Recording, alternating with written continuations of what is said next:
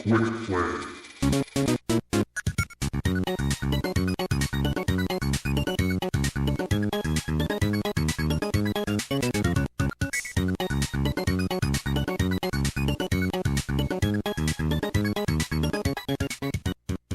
Hello and welcome to Quick Play.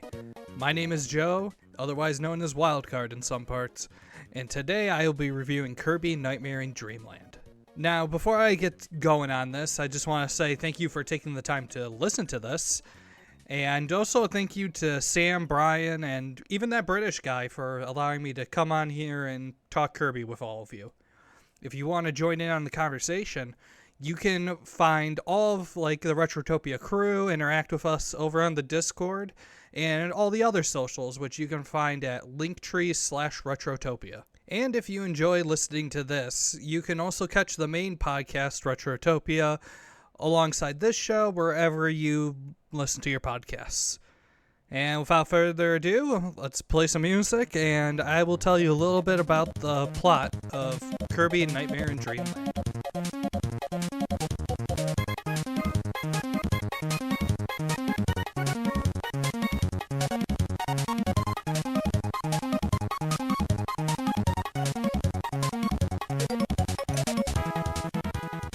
Every night, the wonderful citizens of Dreamland dream sweet, magnificent dreams due to the Fountain of Dreams. So one day, Kirby decides to take a nap, but realizes he can't dream.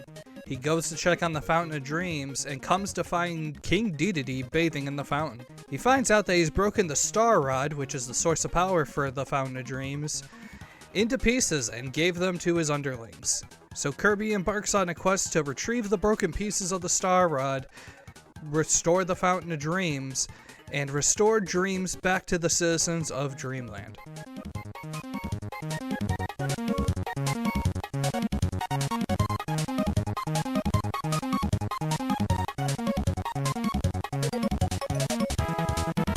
So for the most part, this is your typical Kirby game, but it does have a lot of extra features that were pretty impressive for this coming out back in 2002 on a Game Boy Advance. So it plays like your typical Kirby game when you're going through the main story. You're defeating enemies, going through levels, acquiring copy abilities, encountering bosses, and then rinse and repeat all until you get to the final boss, beat the game, and everyone can dream once again. So you pretty much spend most of the game running around as lovable pink blob Kirby, inhaling your enemies, acquiring their abilities, all 25 of them in this game, and just going through and defeating the minions of King Dedede and off on a quest to free the dreams of the citizens of Dreamland. I know, it sounds a bit odd, but honestly, it sounds twice as odd actually saying it and having these words come out of your mouth. But for running around this game as a little pink blob devouring people, it's actually a ton of fun. It's a breeze, you run through the game, inhaling your enemies, which sounds weirder and weirder every time I say it, acquiring their abilities, and just having a ton of fun, because honestly, that's the main gimmick of any Kirby game. And honestly, some of my favorite copy abilities, because I'm not going to sit here and list all 25 of them, were like Backdrop, Ball, the classic Beam, Crash, Sword or the Hammer, and what you don't see a lot of in Kirby games, honestly, I can't think of one besides this one, it might be the only game with it, is the UFO ability, which you literally just turn into a little spaceship and are able to fly around and shoot lasers. It's honestly a ton of fun. Now, aside from the main story, there's a couple of extra features in this. One being Extra Mode. So Extra Mode is when you 100% clear the game, find all the secrets within it, and then beat the game. And once you do that, Extra Mode is essentially just the game slightly harder, but instead of 6 hit points, you only have 3. Then, if you beat the game through on Extra Mode, you unlock Meta Nightmare, which is the exact same as Extra Mode, but you get to play as Meta Knight, the edgelord of the Kirby universe. And then along with that, you have A handful of mini games like Bomb Rally, Kirby's Air Grind. Quick Draw. Oh yeah, so Quick Draw was the bane of my existence when I played this back as a kid. It's just a reaction time. You gotta hit A as fast as humanly possible once like an exclamation mark comes on screen, and I could never beat it as a kid. And as a fat, slow 31-year-old, I still can't beat it, believe it or not. If anything, I'm worse. But these mini games were actually a ton of fun back in the day, and revisiting them now was still lots and lots of fun. I mean, Bomb Rally is just passing a bomb between other Kirbys and just progressively gets faster and faster. And every time one's eliminated, they get replaced with like a little ball enemy, and then it keeps going until it's the last man standing. Kirby's Air Grind is just, you're Kirby on a warp star, and you're literally grinding on a rail, just letting on and off the gas in the correct timing just to get boosts. But these mini games were just a ton of fun back in the day. And then what is probably the single most insane feature for a GBA game is this game had 4-player co-op, which means you could connect 4 link cables with various adapters and the hot mess that was in the early 2000s, and connect 4 Game Boy Advance systems together with the game and play Kirby Nightmare and Dreamland with 4 of your friends all at the same time in the chaos that would be. And for a feature like this to be available on the GBA for a remake game of Kirby's Adventure in the early 2000s is pretty admirable. I can't speak for how well this actually worked. I would assume it just ended up with a lot of people screaming at each other, yanking of link cables, and a lot of destruction for people just throwing temper tantrums. So aside from the immense amount of gameplay, this game also looked and sounded, well, for a lack of a better term, amazing. This game puts Kirby in a 16-bit art style, which I feel is a really good fit for him. It's like right in the sweet spot of not looking too overly retro, but before you get to 3D graphics, which I feel like just doesn't do Kirby justice. Just you're running around that perfect art style. The controls are tight, everything looks good, the colors pop, the enemies, everything on screen looks amazing. There's a lot of attention to detail. It's just the ideal way to play a Kirby game, in my opinion. On top of that, you have just classical, upbeat, happy music that goes on throughout this entire game. Because, let's be honest, Kirby music in most games is pretty top tier. It works really well.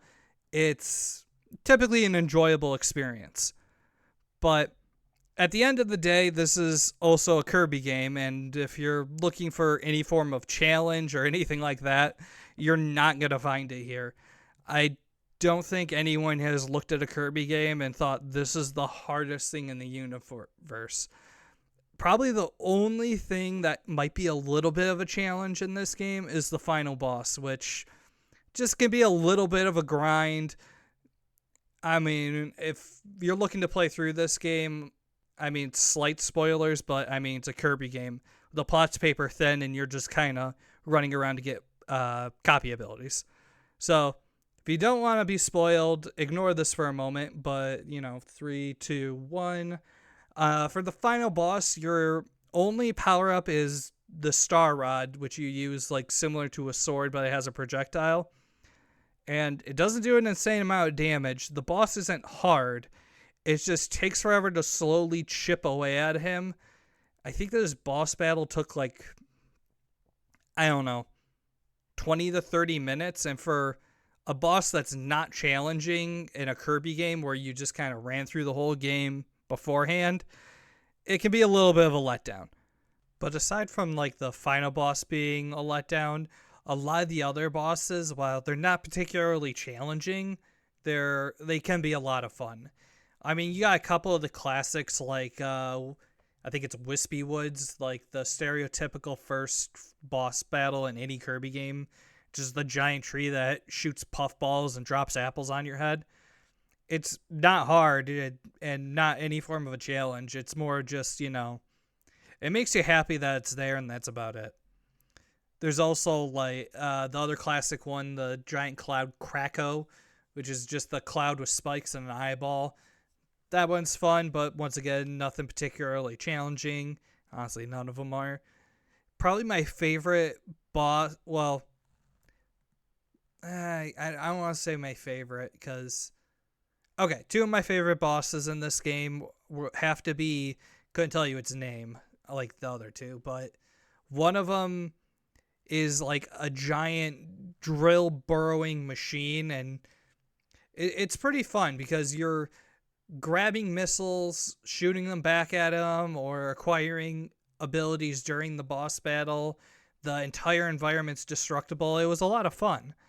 There's that, and then there's a battle with King Dedede, which it actually, looking back on, had a little bit of a challenge, but it's do it well and do it like near perfect. There's not a lot of openings for, I'm saying this as a Kirby game. This isn't the Dark Souls of video games. It's Kirby. But compared to the rest of the game, you actually have to focus a little bit, dodge his attacks. I mean, you're not, unless you do it perfect, you're not holding on to a copy ability. Because, oh yeah, that's one thing I forgot to mention in this game. If you get hit while you have a copy ability, you immediately lose it. You have a chance to recover it if you're quick enough. But it's one hit and you lose it immediately. So in like a tougher boss battle, that could really suck sometimes. Especially this King Dedede fight, because you're dodging him. It's a little trickier to dodge than the rest of the bosses. But you can lose your ability, and then all you're left with are like any stars or anything you can suck up and shoot back at them to do any damage. So with all that being said, at the end of the day, if you're just looking for a quick fix of a short Kirby game that you can just run through all willy-nilly, I mean, this is a great little game to pick up and just play. I mean, I think my total playtime was like, I don't know, 4 or 5 hours tops. And that was just me running through it, not like trying to find all the extra modes and all that, all the secrets that this game had. But that's with me stopping, playing some of the mini games and all that. And honestly, it's a ton of fun. So with all that going for it, and that it's on a portable system, and the game's short enough that you could beat it on one set of batteries, I mean, I don't see anything overtly negative about this aside from the fact that, the final boss battle was a little rough. But with nothing else to say, I believe I covered everything that I wanted to. Yeah, I think I covered all the parts I wanted to talk about. I think it's time to rate this thing. So, I mean, if I was going to give this a score out of 10, I mean, I'm going to go with an 8. And I say that for the final boss battle that, I mean, I don't think I've kept any secret about. I wasn't impressed with. And, well, I was just saying how, yeah, you can beat this game on one set of batteries, and the short playability is nice. I almost want some more meat, at least on the main story.